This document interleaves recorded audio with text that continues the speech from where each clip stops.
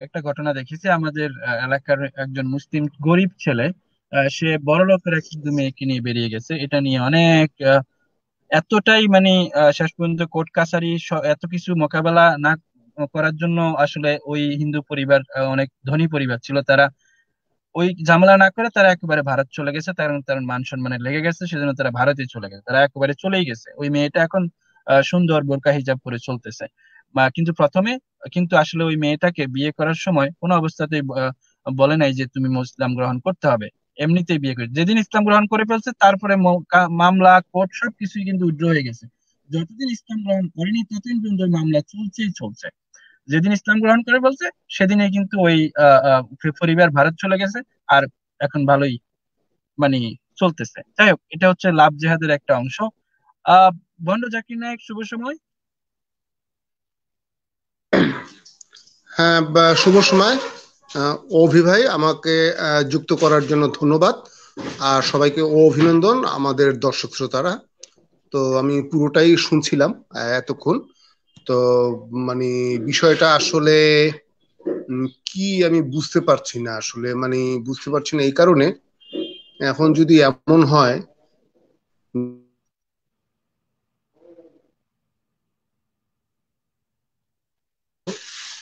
যে মানে আহ, এই যে হিন্দু, মুসলমান কিংবা মুশরিক, এই বিষয়গুলো আর কি, এই বিষয়গুলোর মতো তো আরো অনেক বিষয় আছে। তো এখন এইটার ইয়েটা কি, এটার আসলে সলিউশনটা কি, এটার সমাধানটা কি? আমরা এতক্ষণ অনেক গল্প করলাম, অনেক সত্য ঘটনা শুনলাম, অনেক কিছু শুনলাম। যেটা আমরা শুনেছি, হ্যাঁ, সবই তো বাস্তব, ঠিকই হচ্ছে। এগুলো কোনোটাই মিথ্যা কথা না। এতক্ষণ আপনারা যেগুলো আলোচনা করলেন সবই তো সত্য, সবই তো বাস্তব, সবই ঠিক আছে। কিন্তু এটার সলিউশনটা কি? আমার মাথার মধ্যে এখন একটাই চিন্তা হচ্ছে যে এটার সলিউশনটাকে আমি এরকম উদাহরণ দিতে পারি, আরো আপনারা আরো দিবেন, উদাহরণের কোনো শেষ থাকবে না। কিন্তু আসল কথা হলো এটার এটার থেকে মুক্তি পাওয়ার কি উপায়? এখন কি আমরা শরীয়তের মধ্যে থেকে মুক্তি পাওয়ার পথ খুঁজবো?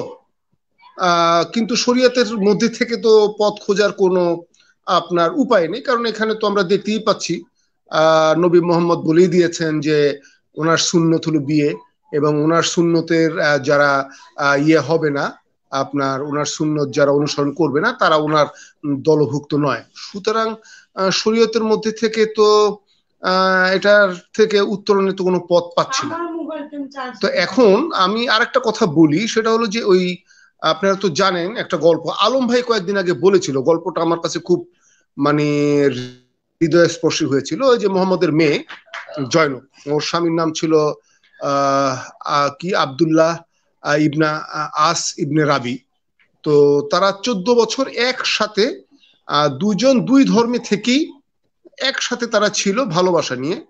তো আপনার বদরের হামলার পর, বদর হামলার পর কি হলো, হঠাৎ ওই সরি বদর হামলার পর ওই যে রাবিকে বন্দি করে নিয়ে যাওয়া হলো মদিনার ক্যাম্পে। তো তারপর মোহাম্মদ হঠাৎ করেই তার ইয়েটা চেঞ্জ করে দিলেন যে তার মেয়েকে মদিনায় পাঠিয়ে দেওয়ার জন্য। তারপর অনেক আপনার ইয়ে করে তাদের মধ্যে হয়, মিলন ঘটে। তো যাই হোক, তো জিনিসটা খুব মর্মস্পর্শী। ধর্মের দোহাই দিয়ে কিভাবে একজন বাবা তার কন্যাকে তার স্বামীর থেকে বিচ্ছিন্ন করে দেয়, এরকম একটা নৃশংস একটা উদাহরণ আমরা পেয়েছিলাম আলম ভাইয়ের গল্পে। তো গল্পটা বেশ হৃদয় স্পর্শী ছিল। তো এখন কথা হলো যে আসলে এর থেকে মুক্তির উপায়টা কি? নবী মোহাম্মদ আপনার ওনার ধর্ম প্রবর্তনের অর্থাৎ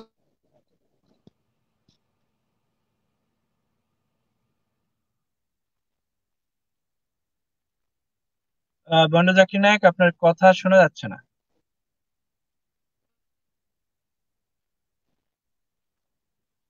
বন্ড জাকির নায়ক, আপনি আছেন? আপনার কথা শোনা যাচ্ছে না।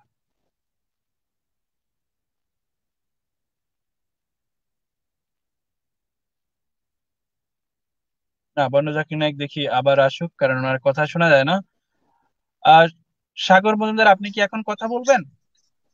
হ্যাঁ হ্যাঁ ভাই, কেমন আছেন অভি ভাই? হ্যাঁ, ভালো আছি ভাই, আপনি কেমন আছেন? এই তো আমি সবসময় ভালো আছি। আহ, আপনি যে লাভ জিহাদের কথাটা বলতেছেন, আসলে সমস্যা হচ্ছে কি জানেন? ভালোবাসাটা সমস্যা না, সমস্যাটা হচ্ছে যদি পবিত্রতার দিক থেকে, সাপোজ আমি আমার নাম নিয়ে, ঠিক আছে, আমার ধর্ম নিয়ে আমি কাউকে যদি ইমপ্রেস করি, ঠিক আছে, কিংবা তাকে যদি মিথ্যা আশ্বাস না দিই যে তোমার ধর্ম তুমি পালন করবা, আমার ধর্ম আমি। যেমন ধরেন এই ঘটনাটা কিছুদিন আগে একটা ঘটছে। ওয়াজিদ খান, ওয়াজিদ খান হচ্ছে একজন মিউজিক কম্পোজার বলিউডের। অনেক ভালো একটা পরিবারের সন্তান, এবং অনেক ভালো মিউজিক কম্পোজার উনি। উনি বিয়ে করেছিল এক হিন্দু মেয়েকে, 10 বছর রিলেশন করে, ঠিক আছে। 10 বছর রিলেশন করার পর তাদের সংসার করছে, অনেক বছর সংসার করার পর তাদের ছেলে আছে, মেয়ে আছে, সবই আছে। এখন কি করছে, এই ধরেন না গত সপ্তাহের ঘটনা, গত সপ্তাহে কি করছে, আহ, ওয়াজিদ খান তার প্রেশারাইজ করতেছে যে উম, বউকে মুসলিম হওয়ার জন্য। এবং পরবর্তীতে উনি গিয়ে এই বিষয়টা নিয়ে একটা কোর্ট, সরি, থানায় গিয়ে এফআইআরও করছে, ঠিক আছে। তো আসলে যেমন ধরেন সমস্যাটা হচ্ছে, যেমন ধরেন সবাই বুঝে না, কিংবা আগে বুঝতো না, এখন আস্তে আস্তে বুঝতেছে যে কেন তারা এই জিনিসটা করতেছে। আপনি সবচেয়ে শুনলে অবাক হয়ে যাবেন, লাভ জিহাদের জন্য প্রতি মানুষকে টাকা দেওয়া হচ্ছে। আপনি ব্রাহ্মণ মেয়েকে যদি পটাইতে পারেন, 5 লাখ টাকা, ঠিক আছে।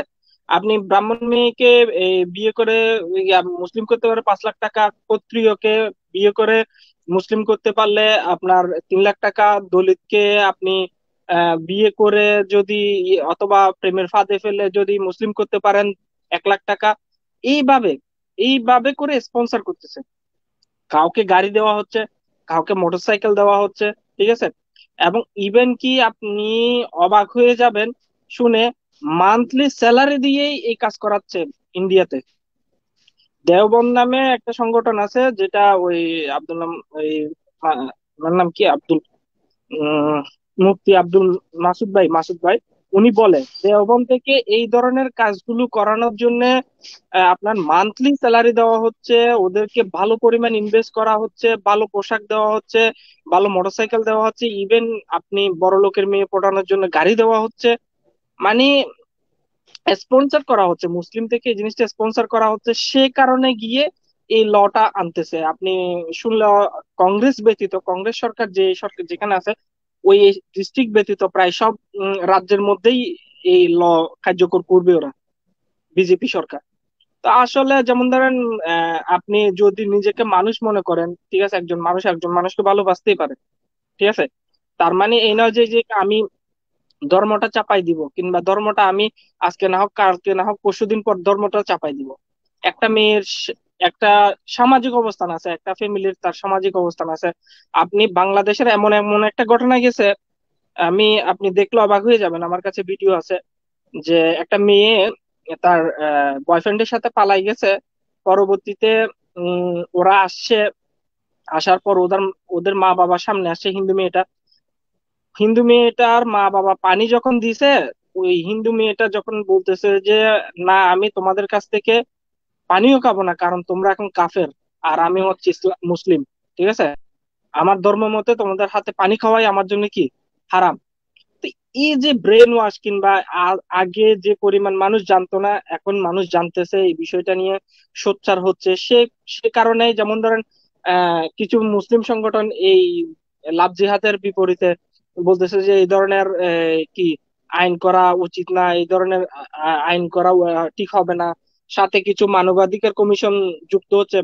কিন্তু আমার সবচেয়ে মানে ডাবল স্ট্যান্ডার্ড মানুষ দেখি, সেগুলো হচ্ছে মানবাধিকার কর্মীরা। তারা যখন কোনো একটা মেয়েকে বস্তাবন্দি লাশ পাওয়া যায়, কিংবা নগ্ন অবস্থায় তার লাশ পাওয়া যায় পানিতে কিংবা মাঠে ঘাটে, ওইটা বিষয় নিয়ে মানবাধিকার কোনোদিন কথা বলে না। যখনই আপনি এই ধরনের ল করবেন, কিংবা এই ধরনের ল করতে যাবেন, তখন মানবাধিকার কর্মীরা না না না, এটা হবে না, এটা হচ্ছে মানবাধিকার লঙ্ঘিত হচ্ছে, ঠিক আছে। মানে আমি বুঝি না, তারা কি প্রমোট করে বিষয়টা, নাকি তারা আম, যে যারা এই ধরনের অ্যাক্টিভিটিস করে তাদেরকে সাহায্য সহযোগিতা করতেছে। আর লটা এরকমই হচ্ছে, সাপোজ আপনি জেনে বুঝে সে ছেলেটা মুসলিম, আপনি জেনে বুঝে যদি ওই মেয়েটা যদি ছেলেটাকে বিয়ে করে, তাহলে কোনো সমস্যা নেই। যদি ছেলেটার নাম নাম চেঞ্জ করে, কিংবা ছেলেটা যদি বলে যে এখন বিয়ে করতেছি, কোনো তোমার ধর্ম তুমি পালন করবো, আমার ধর্ম আমি পালন করব, এর পরবর্তীতে যদি প্রেশারাইজ করে, তখন এই লয়ের সাথে কি, এই লয়ের আন্ডারে পড়বে। এই মানে যেটা এই ইউপিতে করতেছে, মানে যোগী আদিত্যনাথ এই কাজটা করতেছে ইউপি লতে। তা আমি মনে করতেছি এই কাজটা অনেক আগে করা উচিত ছিল। সেটা বাংলাদেশে বলেন, পাকিস্তানে বলেন। পাকিস্তানে তো আরো অবস্থা খারাপ, পাকিস্তানে তো ডাইরেক্ট উঠাই নিয়ে যাচ্ছে না, কিছুদিন আগে দুইটা মেয়েকে উঠাই নিয়ে গেছে গা, 3 দিন পর এদেরকে ধর্ষণ করে রাস্তায় ফেলে দিয়ে গেছে গা। ঠিক আছে, তাদের ফ্যামিলিকে বলছিল যে মুসলমান হওয়ার জন্য একটা বুড়া মানুষ তাদেরকে বিয়ে করতে চাইছে, বিয়ে দেয় নাই বিদেয় উঠাই নিয়ে গেছে গা, উঠাই নিয়ে গিয়ে ধর্ষণ করে ফেলে গেছে দুজনকে। তো আসলে আহ, মানে ধর্মে কি বলে আসলে আমি জানি না বিষয়টা, ঠিক আছে। কিন্তু একজন মানুষ হিসাবে আমি চিন্তা করি যে ভাই, লুকোচুরি করে তো একটা সংসার টিকতে পারে না কোনোদিন। যেমন ধরুন ওয়াজিদ খান আজকে 10 বছর 20 বছর পরে বসে আজকে তার মূল আসল চেহারা বেরিয়ে গেছে। তো এইভাবে বলিউডে অনেক ঘটনা ঘটতেছে, এই ধরনের অনেক ঘটনা ভারতে ঘটতেছে। কিছুক্ষণ আগে মামা যে ঘটনা বলছিল, ওনার নাম হচ্ছে ধ্রুব সাক্সেনা। ধ্রুব সাক্সেনা একটা ছেলে আছে যে একটা মেয়েকে দিল্লিতে প্রেম করছিল, পরবর্তীতে তাকে জ্বালাই মারি ফেলছে। এর আগে কিছুদিন আগে, বছর খানেক আগে আরেকটা ছেলে, মুসলিম হিন্দু ছেলে মুসলিম মেয়ের সাথে প্রেম করছে, তাকে গুলি মেরে হত্যা করছে। তো তাদের বেলায় নিজেদের বেলায় কিন্তু গুলি মেরে হত্যা করতেছে। কিছুদিন আগে পশ্চিমবঙ্গে মেয়েকে মেরে ফেলছে, কারণ মেয়েটা একটা হিন্দু ছেলের সাথে প্রেম করছে সে কারণে।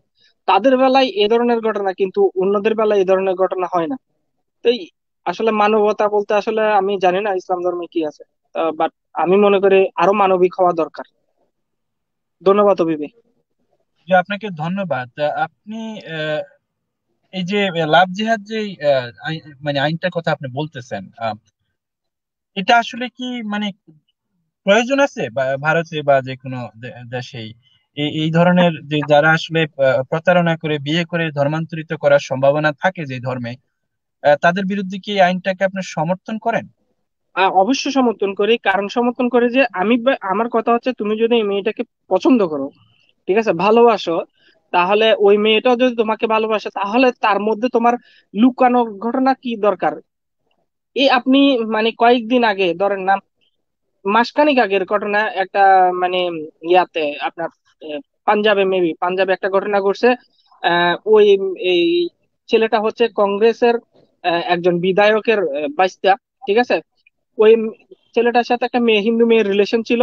মেয়েটা যখন ওর সাথে চলে গেছিল, তখন ওরা ছেলের ফ্যামিলি থেকে আপত্তি করে নাই, মেয়ের ফ্যামিলি থেকে আপত্তি করছে। আপত্তি করার পর ওরা দুটো মানে দুই ফ্যামিলি মিলে একটা সমঝোতায় আসছে যে ছেলেটাও মেয়েটাকে ডিস্টার্ব করবে না, মেয়েটাও ছেলেটাকে ডিস্টার্ব করবে না। এরপর চলতেই আছে চলতেই আছে।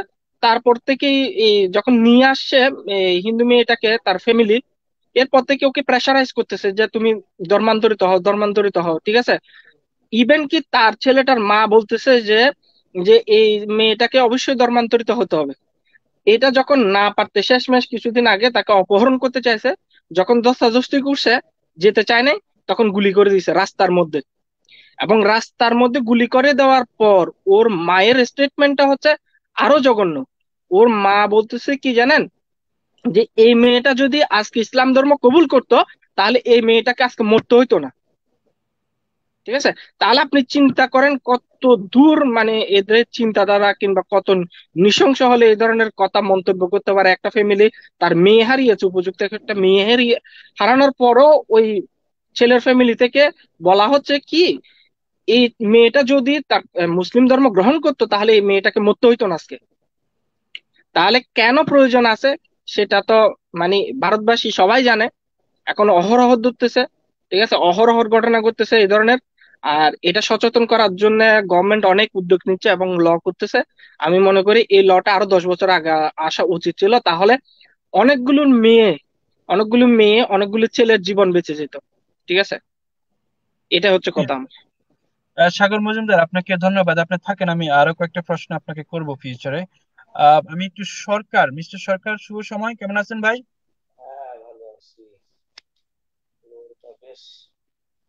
আপনার কথা মনে হয় একটু অনেক দূরের থেকে আসতেছে। তারপরে মনে হয় যেন আপনি স্বর্গ থেকে কথা বলছেন, এমন মনে হচ্ছে। হ্যাঁ, তো ফাঁকে আমি আর একটু কথা বলি রিফাত ভাইকে। আমি আমার একটা বাস্তব কথা বলি। রিফাত ভাই, শোনা যাচ্ছে আমাকে? হ্যাঁ, শোনা যাচ্ছে। সরকার, আপনি কি আচ্ছা আবার একটু টেস্ট করবেন?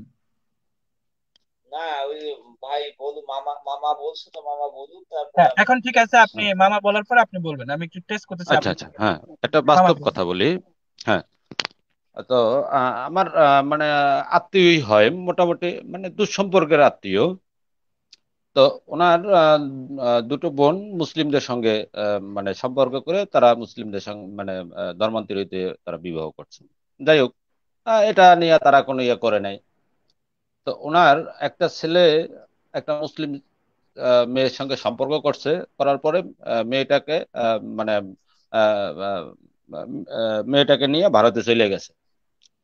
তো পরবর্তীতে ওই ওই লোকটা আবার মানে প্রাইমারি টিচার ছিল।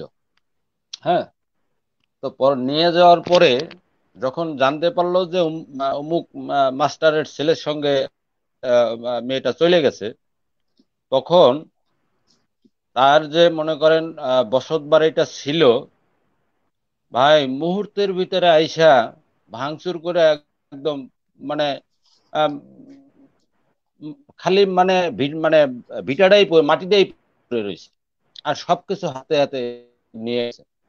ওই লোকটা পরিশেষে চাকরি বা মানে ভয়ে চাকরি কথা চিন্তা না করে, হ্যাঁ, আম, পুরা ফ্যামিলি সহকারে ইন্ডিয়া চলে যেতে বাধ্য হয়েছে। তো এখন ওই একটু আগে দাদা যে কথা বললো, আসলে মানে তাদের বেলায় ব্যাপারটা মানে অন্যরকম। আর তাদের বিপক্ষে গেলেই মনে করেন ভাঙচুর, জ্বালাও পোড়াও, এগুলোই তো হচ্ছে। আমি যেগুলো আর কি দেখছি মানে বোঝার পর থেকে এগুলোই আমরা দেখতে পাচ্ছি। হ্যাঁ, ঠিক আছে। হ্যাঁ, রিপাত জি, ভাই, সরকার। সরকার হ্যাঁ, ভাইকে একটু। সরকার আছেন আপনি? হ্যাঁ, শোনা যাচ্ছে। এখন আপনি একটু জোরে বললেই মনে হয় ভালো হয়।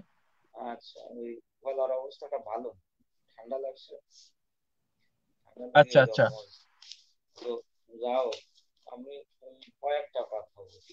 আপনার মনে হয় মাইকটা একটু দূরে মনে হয়, আপনি একটু মাইকটা আপনার কাছে আনবেন।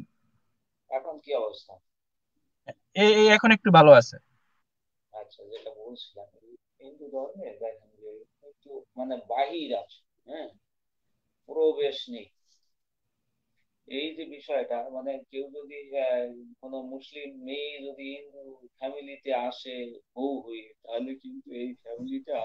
সরকার ভাইয়ের মাইকের উপরে মানে গজব পড়ছে। একটু ভলিউমটা বাড়িয়ে নেন।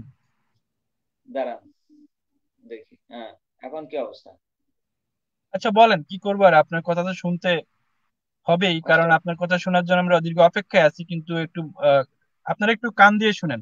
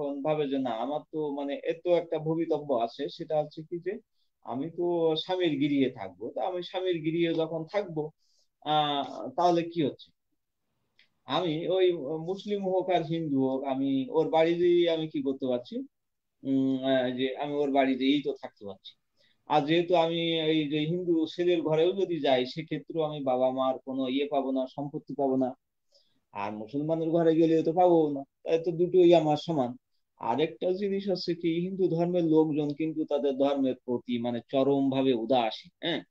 এবং খুব সহজেই কিন্তু মানে মুসলিম ছেলেরা কিন্তু হিন্দু মেয়েদের ঘায়াল করতে পারে তাদের বিভিন্ন কথা বলে, যেহেতু হিন্দু মেয়েরা মুসলিম ছেলেদের মানে মুসলমান ধর্ম বা ইসলাম ধর্ম সম্পর্কে মানে তেমন কিছুই জানে না। তারা জানে নবী উন্নত চরিত্রের অধিকারী, ইসলাম ধর্ম শান্তির ধর্ম, এই বার্তায় তারা মানে বিশ্বাস করি না, খুব সহজেই তারা কনভিন্সড হয়ে যায়। তো যে কারণে এই কাজটা কিন্তু মুসলমান ছেলেদের পক্ষে সহজ হয়ে যায়। আর যখন প্রেম করে, ওই যে আগে যে কথাটা হলো, যে ও বলে যে তোমার ধর্ম তোমার কাছে, আমার ধর্ম আমার কাছে, তুমি তোমার ধর্ম পালন করবা। আর প্রেমের ক্ষেত্রে তো আসলে ধর্ম তো কোনো বিষয় না। কিন্তু এই মুসলিম মেয়েটা যদি বলে, এই হিন্দু মেয়েটা যদি এই মুসলিম ছেলেটাকে বলে, তো যদি বুদ্ধি করি বলে, তাহলে চলো তুমি হিন্দু ধর্ম গ্রহণ করো, এসো আমার বাড়ি এসে থাকি।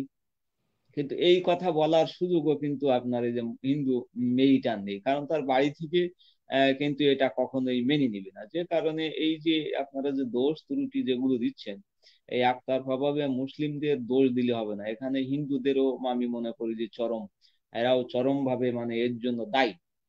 তো ইদানিং কিছু দেখা যাচ্ছে কি যে ব্যবসায়িক বা এই যে লাভ জিহাদ যে কথাটা আসছে, এটা কিন্তু এখন ব্যাপক ভাবে মানে মহামারী আকার ধারণ করেছে। এটা মানে কি বলা যায়, কমার্শিয়াল আকারে বলা যায়। কমার্শিয়াল আকারে যেহেতু এখানে ইনভেস্টমেন্ট করা হচ্ছে, তাই জন্য আগে যে লাভ ইজ ডিভাইন কথাটা ছিল, সেই সংজ্ঞাটাই কিন্তু এরা এখন চেঞ্জ করে দিচ্ছে। এরা এখন এটাকে বলে দিচ্ছে মানে লাভ ইজ স্ট্র্যাটেজি, হ্যাঁ, ফর প্রিচিং ইসলাম।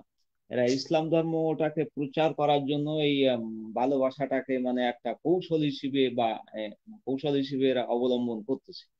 যেটা এবং এর পরে কি যাচ্ছে, হস্টিলিটি দেখা যাচ্ছে, হিংস্রতা বা এখানে নানা রকমের খুন খারাপি, এগুলো কিন্তু মানে হচ্ছে একটা প্রেমের পরিণতি কিন্তু এরকম হচ্ছে। আর তারপরে কি হচ্ছে মানে আর একটা কথা, যেমন প্রেমে এবং যুদ্ধে প্রচলিত, এবং যুদ্ধে এবং প্রেমে এখানে কি ছল চাতুরির আশ্রয় নেওয়া যায়। তা এই এই মানে শব্দ মানে এই যে তত্ত্বটা, এটাকেও কিন্তু মানে কলুষিত করে ফেলছে এই যে লাভ জিহাদ, এই যে টার্মটা। তো এখানে দেখা যাচ্ছে কি যে একজন মুসলমান ছেলে সে কি করছে, হিন্দু ছেলের পরিচয় একজন মুসলমান মেয়ের সাথে কিন্তু, সরি, একজন মুসলিম ছেলে একটা হিন্দু মেয়ের সাথে মানে ওই নামে মানে পরিচিত হচ্ছে। তো এর আগে মামা যে কথাটা বললেন, তারপরে যখন ওই মেয়েটা এখন বিয়ে একবার করে ফেলছে, তখন কিন্তু মানে মুসলিম এই হিন্দু ফ্যামিলি এরা কিন্তু আর মানে এই সে লোক লজ্জার ভয়ে ওই মেয়েটাকে আর কোনো মতেই গ্রহণ করতে চাচ্ছে না। যদিও ইদানিং দেখা যাচ্ছে যে কিছু কিছু ফ্যামিলি এটাকে মেনে নেওয়ার চেষ্টা করছে। তো এখানে দেখা যাচ্ছে আবার এরা কি করছে, তো এদের পক্ষে কিন্তু আর সম্ভব হচ্ছে না। আবার দেখেন ইন্ডিয়ান যে টিভি চ্যানেল গুলো আছে, যেমন দিদি নাম্বার ওয়ান, এখানে আপনি দেখবেন যে রচনা ব্যানার্জি নাকি এই দিদি নাম্বার ওয়ান, এখানে দেখলাম যে ইন্ডিয়ার চ্যানেল গুলো কিন্তু আবার এই যে হিন্দুদের মুসলিম হওয়াটাকে কিন্তু প্রমোট করে। তো আমি একটা ওই দিদি নাম্বার ওয়ানের একটা ঘটনা বলি। এখানে রচনা ব্যানার্জি যে কাজটা করলো, একটা ব্রাহ্মণ তার মেয়ে কি একটা মুসলিম ছেলের সাথে প্রেম করে বিয়ে করছে। তো এইবার ওদের কিন্তু ওই ইসে নিয়ে আসলো ওই দিদি নাম্বার ওয়ানে, এই নিয়ে দেখেন এই যে রচনা ব্যানার্জি দাঁত কেলিয়ে কেলিয়ে আর কি এই যে ওদের কাছে প্রশ্ন করছে আপনার জামাইটা কেমন। তখন এই শাশুড়ি বলছে আমার জামাইয়ের মতো জামাই হয় না, মুসলিম ছেলের মতো জামাই হয় না। হম এই পশ্চিম বাংলার এই চ্যানেলগুলো কিন্তু এগুলো প্রমোট করছে। যেহেতু এটা মনে করেন যে তৃণমূল কংগ্রেস, এবং এই মমতা হচ্ছে কি মানে একেবারে চরম ভাবে মুসলিম তোষণকারী। যদিও তাদের কি মানে ওই যে শিক্ষিত করার দিকে তার কিন্তু মানে মমতার কিন্তু কোনো ইয়ে নাই, তাদের যে উন্নতির দিকে ডেভেলপমেন্টের দিকেও কিন্তু মমতার কোনো ইয়ে নাই। মমতা চাচ্ছে কি যে এরা অশিক্ষিত, মমতা সিপিএম এবং কংগ্রেস, সিপিএম কংগ্রেস এবং তৃণমূল এই তিনটা দল, এরা চায় যে এই মুসলিম গুলো কি এদের ভোট ব্যাংক হয়ে থাকে। তো এই ক্ষেত্রে কি করে, এরা কিন্তু চরম ভাবে এদের চরম একটা শক্তি মানে দিয়ে রাখছে, হ্যাঁ। এবং এদের পিছনে তারা এরা যতই অন্যায় করুক না কেন, এই মানে সাত খুন মানে মমতা ব্যানার্জি কিন্তু বলছে যে এরা হচ্ছে দুধেল গাই, মুসলমানদের বলছে এরা দুধেল গাই, যে গরু দুধ দেয় তার লাথি সহ্য করতে হয়। মমতার কিন্তু এইরকম একটা বাণী আছে, এবং এটা কিন্তু বহুল প্রচলিত। তো পশ্চিমবঙ্গে এটা কিন্তু খুব হওয়ার হামেশা হয়ে যাচ্ছে। আপনারা জানেন যে উস্তাদ রশিদ খান ক্লাসিক্যাল আর্টিস্ট, এবং ভারতীয় উপমহাদেশে তিনি এই মানে শিল্পী জগতে তিনি কিন্তু মানে অনন্য। ভারতীয় উপমহাদেশে আমি যেটা বললাম, আমাদের এই বাংলাদেশে বেঙ্গল ফাউন্ডেশনে এসেও কিন্তু বেঙ্গল ফাউন্ডেশনের ওই যে অনুষ্ঠান এখানে এসে গান গেয়ে গেছে। ওনার স্ত্রীও কিন্তু মানে হিন্দু, কিন্তু উনি যেহেতু শিল্পী, ওনার বাড়ি কিন্তু মানে সরস্বতী পূজা হয়। তো এখন জানি না, ওই যে আগে একটা উদাহরণ দিল, এখন বৃদ্ধ বয়সে এসে ওনার স্ত্রীকে হয়তো চাপ দিতে পারে যে না তোমার মুসলমান হয়ে যেতে হবে, এরকম হতেও পারে। আবার ছেলেগুলোর নাম কিন্তু আবার সেই খানের নামে রাখছে। হম আরমান খান, আর একটা নাম কি যেন, এরকম মোটামুটি রাখছে। তো এরা কিন্তু মানে বের হতে পারছে না এই এখান থেকে। তো আমি পরে আবার বলবো, হ্যাঁ, যদি সুযোগ দেন। আপাতত এইটুকু বললাম। আপনার কাছে কিছু প্রশ্ন ছিল। আপনি যে কথাগুলি বলেছেন আপনার ইসলামের সাথে তো আসলে যায় না, তার কারণ আমি কয়েকটা আয়াত এখানে তুলে ধরেছিলাম, সেখানে স্পষ্টতই বোঝা যায় যে কোনো মুশরিক ছেলে মেয়ের মধ্যে বিয়ে হতে পারে না, মুসলিম এবং মুশরিকের মধ্যে। এটা শরিয়া ভিত্তিক যে আইন, সেখানে কিন্তু এটা হয় না। তাহলে এটা কি তারা ভন্ডামি করতেছে না যে মানে মুসলিম ছেলেরা? আপনি যদি এই আয়াতটা দেখেন, 221 নম্বর আয়াত সূরা বাকারার, ঈমান না আনা পর্যন্ত তোমরা মুশরিক মানে বহুস্রষ্টা বিশ্বাসী নারীকে বিয়ে করো না, যদিও মুশরিক নারী তোমাদের মুগ্ধ করে। সূরা বাকারা আয়াত 221। আপনি একজন মুমিন হিসাবে কিভাবে আপনার মানে জেনারেশনকে জেহাদের দিকে ঠেলে দেন? দেখে জেহাদটাই তো হারাম। এখানে যদি আপনি ওভাবে যান, তাহলে এখানে বিষয়টা হচ্ছে যে অমুসলিমরা হচ্ছে গনিমতের মাল, বুঝছেন? এবং এই গনিমতের মাল আপনি যে কোনো ভাবে ভোগ করতে পারেন, আপনি যে কোনো ভাবে যে দিক দিয়ে ইচ্ছে গমন করতে পারেন, সেই দিক দিয়ে কিন্তু এটা আপনার ঠিক আছে। যদিও বিবাহ পূর্ব প্রেম হারাম, কিন্তু এখানে তো মানে বিবাহ করে নিয়ে তারপরে কি করছে, এখানে একটু তবা করে নিচ্ছে, তবা করে নিয়ে এখানে যখন কনভার্ট করে ফেলছে, তখন কিন্তু মানে ডাবল ইয়ে পেয়ে যাচ্ছে, হ্যাঁ, নেকি পেয়ে যাচ্ছে। এই ক্ষেত্রে কিন্তু ধর্মীয় দিক দিয়ে কোনো অসুবিধা হচ্ছে না। আর না এই না, ধর্মের ক্ষেত্রে আপনি ধর্মান্তরিত না করার আগে তো বিয়ে করতে পারতেছেন না আপনি। না, বিয়ে তো না আগে করছে না, আগে মোটামুটি একটু কনভার্ট করে নিচ্ছে। এবং যারা এখানে কনভার্ট করতে পারছে না, বিয়ের পরে চাপ প্রয়োগ করে করছে। এবং আপনি তো জানেন যে আল্লাহ সমস্ত গুনাহ মাফ করে দিবেন, শুধু আল্লাহর প্রতি শিরক ছাড়া, বুঝছেন? আল্লাহ শিরক না করলে আপনার আল্লাহ সমস্ত গুনাহ, আপনি খুন, ধর্ষণ, হত্যা, রাহাজানি যাই করেন না কেন, হ্যাঁ, সব গুনাহ কিন্তু মাফ হয়ে যাবে। অনলি এই যে শিরক, এটা না করলে আপনি বেঁচে যাবেন। তো সেই দিক দিয়ে সেই থিওরি যদি অ্যাপ্লাই করে, তাহলে এটা ঠিক আছে। না না, শিরক তো সে করতেছে, আচ্ছা, কারণ এক মিনিট ভাই, এই সরকার ভাইকে আমার একটা প্রশ্ন, অনেকটা শুনলাম, সলিউশনটা কি? এখন এটা সমাধানটা বলেন। এখন এর যে সলিউশন, এই সলিউশন আমি কিভাবে দিব? দেখেন, এই যে হিন্দু মুসলিম দুটোই কিন্তু ধর্মান্ধ জাতি একটা, বুঝছেন? এখানে সলিউশন করতে হলে আইন প্রয়োগের মাধ্যমে এটা করতে পারেন, কিন্তু এটা আসলে কোনো সমাধান না।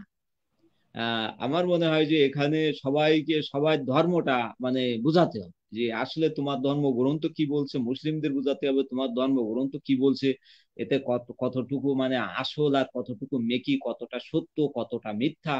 এই যখন এই তথ্যগুলো তারা জেনে যাবে এবং এর প্রতি যখন তারা উদাসীন হয়ে যাবে, তখন আর কিন্তু এই যে ব্যারিকেড, এই ব্যারিকেড কিন্তু আর থাকবে না। তখন কিন্তু আসলে একটা সুন্দর পৃথিবী, আপনারা যারা মুক্তমনারা আছেন, আপনাদের মনের মতো একটা সুন্দর পৃথিবী কিন্তু আপনারা পেয়ে যাবেন। এটাই আমার মনে হয় যে সলিউশন। যদিও এটা আমার আল্লাহ আমাকে কি করে না, আপনাদের এই কথাগুলো বলিয়ে দেওয়ার আমার মানে পারমিশন দেয় না, তবু আপনাদের জন্য আমি বলে দিলাম। আল্লাহ নিশ্চয়ই মাফ করবেন, কারণ তিনি পরম করুণাময়, পরম দয়ালু এবং ন্যায় বিচার। বনু জাকির নায়ক, আপনি কি ওনার সাথে ওনাকে আর কিছু প্রশ্ন করবেন?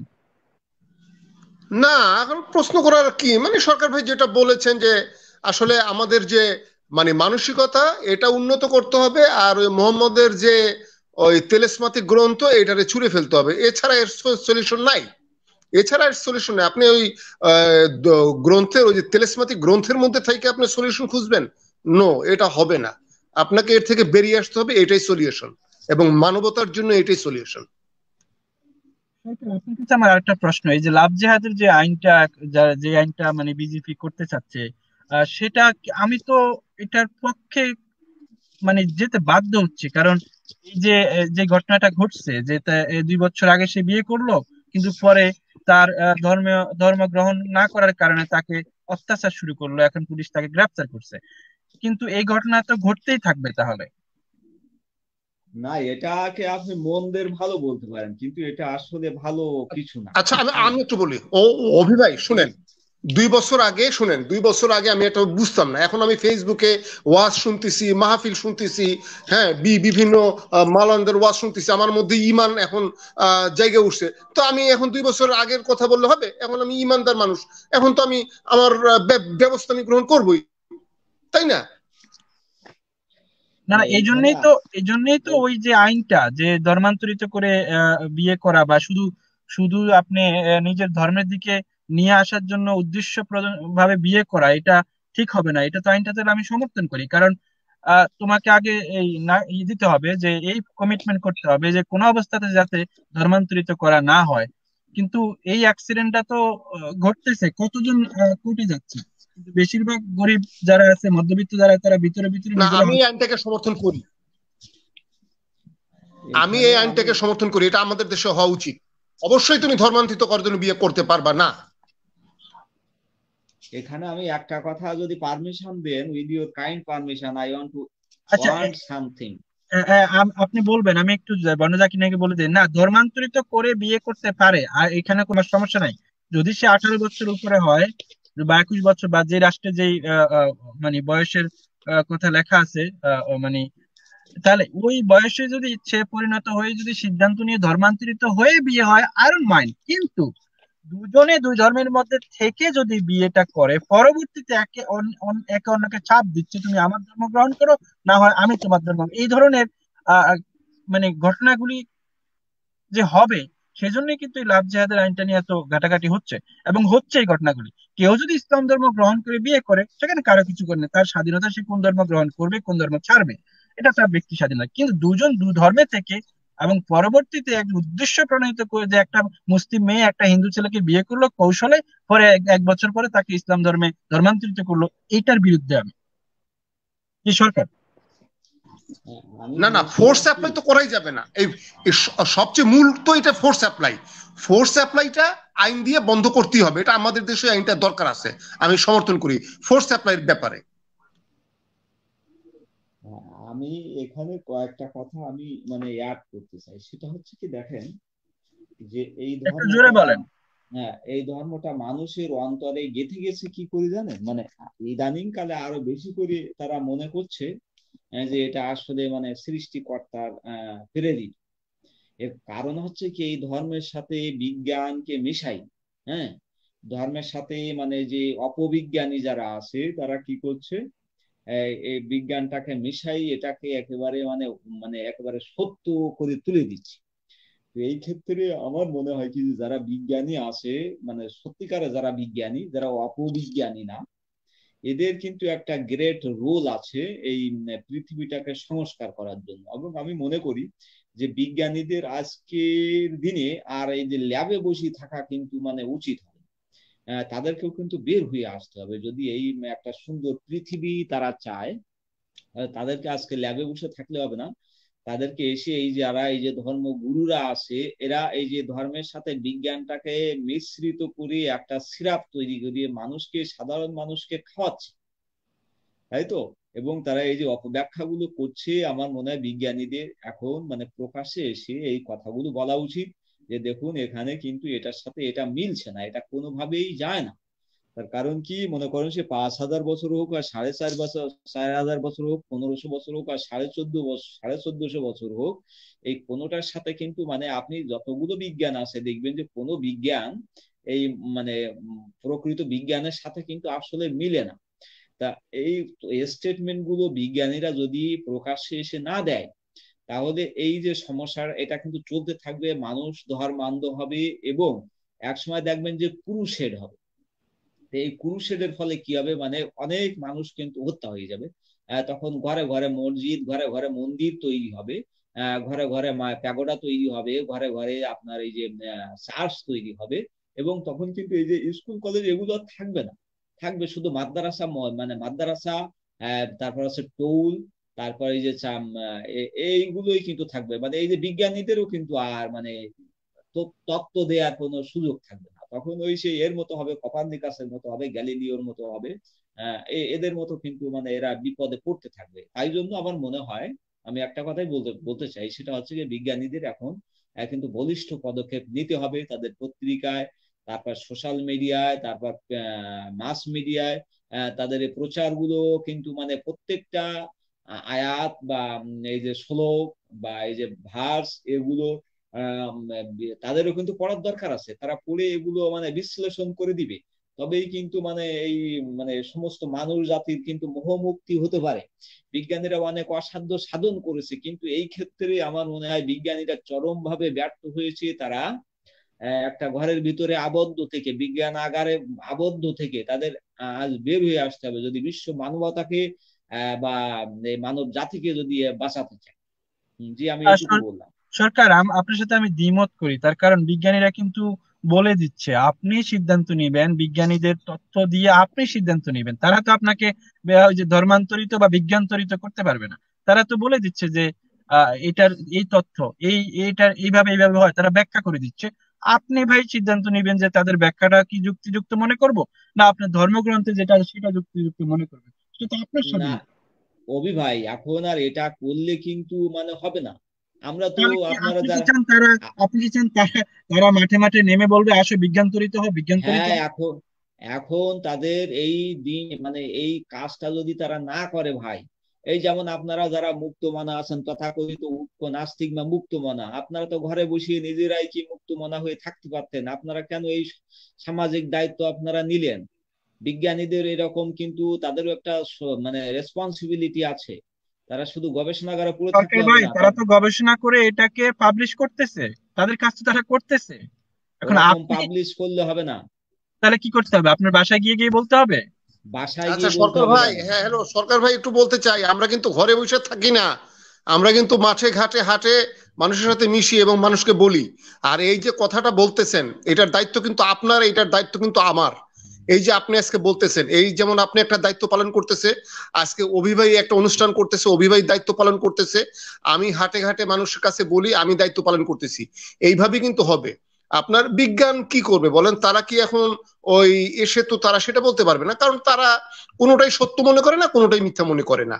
হ্যাঁ, তবে সচেতনতার দিক থেকে সে আসতে পারে, তার ওই সচেতনতার দিক থেকে সে আসতে পারে, আমার সচেতনতার দিক থেকে আমি আসতে পারি, এইভাবে আমরা আসতে পারি।